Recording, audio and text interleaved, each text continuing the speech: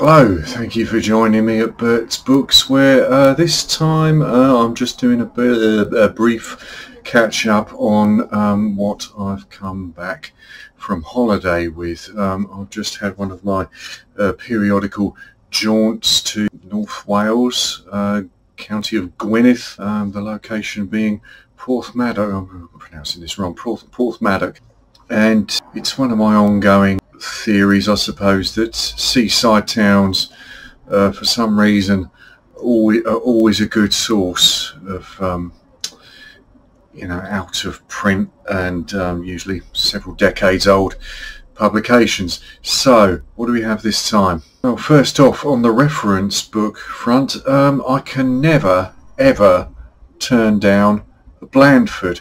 Now I've realised now that this is a dupe. I already had this, but I couldn't just leave it. So this came from, incidentally, another good location for second-hand books, so that they tend to be of a theme, obviously, is preserved railway lines. They'll usually have their little on-site book outlet, and sometimes these things are extraordinarily cheap. So, I mean, in this case, the what's it called? The Welsh Highland Heritage Railway, if I'm getting this right, which is the smaller of the setups that are based in Porthmadog.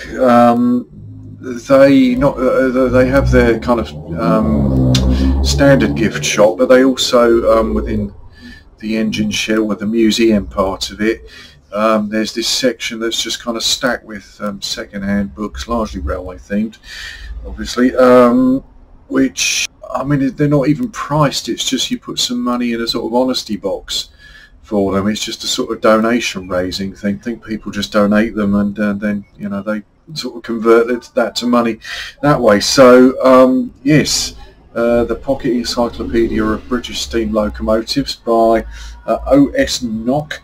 Now, one of the appeals of these is just the fantastic illustrations you get. It is these beautiful pictures. I'm not even sure who the artist is, but it's just steam in its infancy and growing up phase, right through to I realise this is a bit niche and a bit off what I usually talk about, but there we go, right to its twilight, the evening, appropriately named Evening Star there.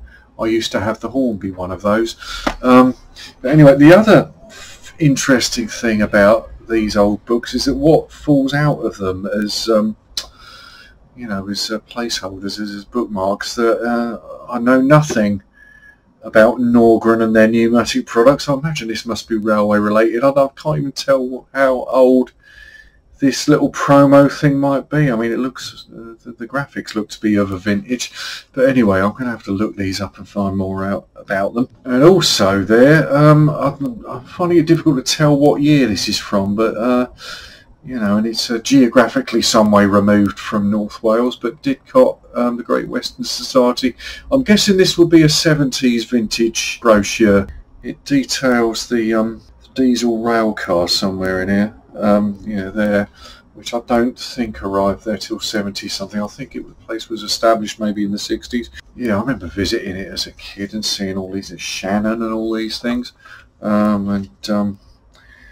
What else was there? These big sort of hall class things, and so it's full of these lovely colour illustrations, colour photos from the period of the stock they had on site there. Anyway, moving away from the train stuff, because I realise that's not really my channel's remit. I just sort of go on these little diversions. Fiction-wise, yeah, believe it or not, I stumbled over a one of those kind of book exchange setups in Borthey Guest, the sort of little seaside bit, a little further out from Barmouth. It's Porthmadog. It's not sure how I'd describe the location. I think it's on the Welsh coastal path, and in weather like we've had this week, you could kid yourself you're in the Med or somewhere. As these kind of wooden, kind of planked walkways that sort of leads you from one little isolated stretch of beach to another. So along there in Borth, there's a book exchange where I found now this is a Kirst I hadn't even heard of. I mean, I read a couple of chapters that the plot seems, it does seem vaguely familiar if you've read other of his works. I think the kind of formula here of this kind of rather cloistered, I mean, obviously the guy wrote in the area of Germany's World War II experience, and he's best known, I think, at least to English-speaking audiences, he's best known as the author of Night of the Generals, which was filmed in 1960 something, I think late 60s maybe, with interesting casting choice actually, Omar Sharif as Major Grau of he's of Wehrmacht intelligence, and also starring Peter O'Toole, who puts in a magnificent performance as the dangerously unhinged General Tance, and O'Toole's performance of this psychopath just existing on the edge of his nerves. It's a spectacular performance, actually, if you ever get a chance to see that film. The book's good as well, but Kirst wrote about, sort of fictionalised treatments of, it's quite satirical in nature often, of Germany's war experience, and this one bases itself around this rather cloistered Wehrmacht camp, which is kind of almost self-governing, I suppose, and kind of set up to run along certain lines, and then certain characters appear there rather mysteriously, and I think the apple cart kind of gets rather upset by this. I think there's another one, I think, called is it The Lieutenant Must Be Mad? That's what it's called, The Lieutenant Must Be Mad, which I read years ago and is along similar lines. Now the cover illustration, yeah, I suppose, they've Nazi'd that up with the salute, which, I mean, I think you can tell from the style of the illustration there that the intention is satirical. It's, it's not some fanboy thing about the Third Reich. Though I think I've got a feeling that the author may at the time a little bit enthusiastic about it. Maybe I'd have to check on this. I've got a feeling he was during the war a bit of an enthusiast, but rethought his position subsequently.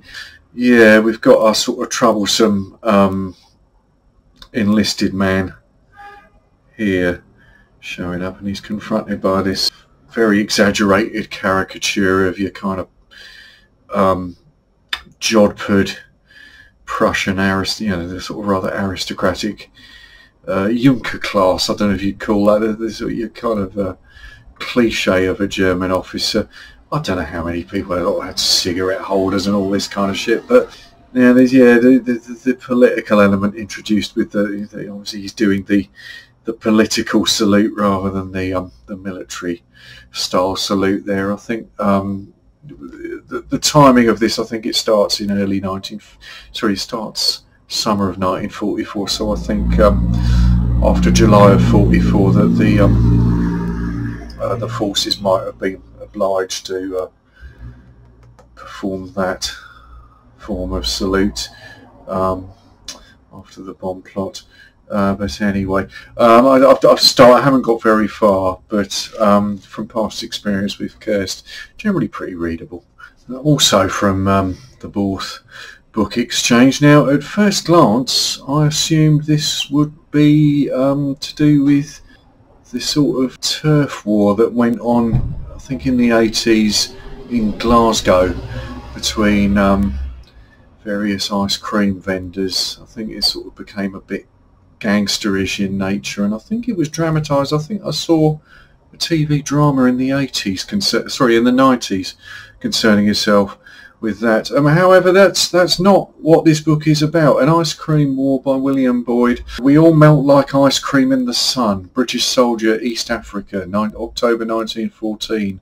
As millions are slaughtered on the Western Front, a ridiculous and little reported campaign is being waged in East Africa. A war they continued after the armistice because no one told them to stop. Now, I've got a little way into this, a few chapters. It's really good, actually, as a, quite a discovery. I think I'm going to plough through with this one. You know, obviously set in that part of East Africa. Germany had established one of its few place in the sun colonies, and as the tensions mount towards the start of World War One, the people in these zones kind of speculate how this might play out. Yeah, I think I've probably lucked on quite a good one here. But anyway, that's it from that little jaunt anyway. So I hope everyone's doing well out there, and I will get on to something a bit more scripted, hopefully quite soon.